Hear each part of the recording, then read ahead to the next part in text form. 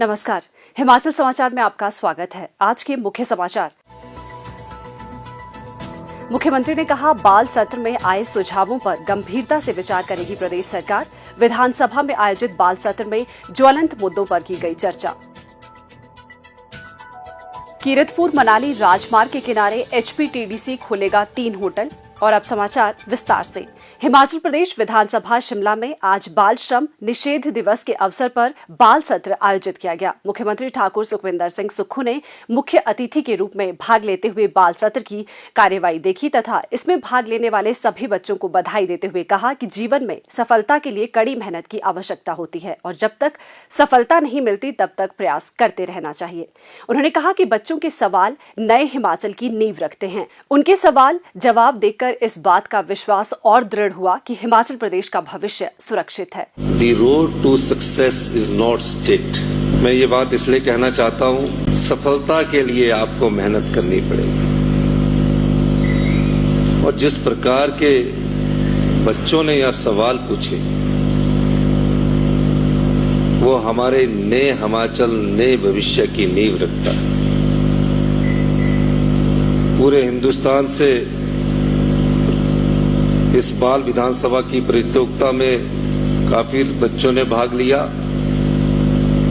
और आज आप लोगों के सवाल जवाब देखकर इस बात की खुशी हुई कि हमारा जो भविष्य है वो नन्हे मुन्ने जो प्यारे बच्चे इस विधानसभा में आज बैठे हैं वो आने वाले समय में सुरक्षित है, क्योंकि लोकतंत्र हमारी संस्कृति का हिस्सा है और जीवंत लोकतंत्र इस सभागार के द्वारा देखने को मिला। इनमें से कुछ बच्चे ऐसे होंगे जो अपने जीवन काल में 2 या 3 साल बाद अपना पहला वोट डालेंगे और अपनी मन की पसंद की सरकार को, मनपसंद विचारधारा को आप चुनेंगे। देखने से कई परिवर्तन नहीं हो, बातचीत से कोई परिवर्तन नहीं होता, कार्य करने से परिवर्तन होता है। भावार्थ मेरा यह है कि शब्दों के द्वारा विचार प्रकट किए जा सकते हैं, धरातल में लाने के लिए और अमली जामा पहनाने के लिए कड़ा संघर्ष करना पड़ता है और आगे बढ़ना पड़ता है। जब तक वो चीज पूरी ना हो जाए तब तक उसके पीछे लगे रहना ही हमारे जीवन में ध्येय होना चाहिए। ये वो सदन है जब ब्रिटिश काल में अंग्रेजों की हुकूमत हुआ करती थी और शिमला हिंदुस्तान की समर कैपिटल हुआ करती थी।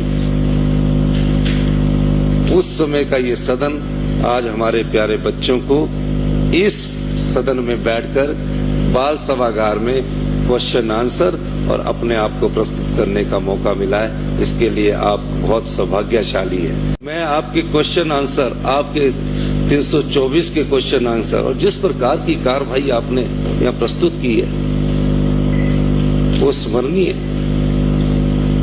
अति सुंदर है। बच्चे जागरूक हैं अपने अधिकारों के प्रति। खासकर हिमाचल के बच्चे जब क्वेश्चन पूछ रहे थे, आंसर दे रहे थे माननीय मंत्री जी, तो हमें अच्छा लग रहा था। और आपके जो सवाल थे उन सवालों में हमारी सरकार कुछ पर अमल कर रही है और कुछ पर हमारे बच्चों ने जो सवाल किए हैं हम उन पर अमल की दृष्टि से आगे बढ़े, क्योंकि जागरूक बच्चे ही देश के युवा की सोच को प्रकट करते हैं और इस सोच के साथ हमको भी डलना पड़ेगा। बच्चों की सरकार कैसी हो विषय पर आयोजित इस बाल सत्र में ज्वलंत मुद्दों पर चर्चा की गई और बच्चों ने शिक्षा में सुधार तथा लोगों की समस्याओं के बारे में अनेक प्रश्न पूछे। आज हिमाचल प्रदेश में खेल के मैदानों से लेकर रेलवे ट्रैक तक नशा करता युवा एक आम नजारा है। आज इंजेक्शन और चिट्टे के प्रयोग के विषय में इस तरह से बात की जाती है जैसे मोमोज की बात की जा रही हो।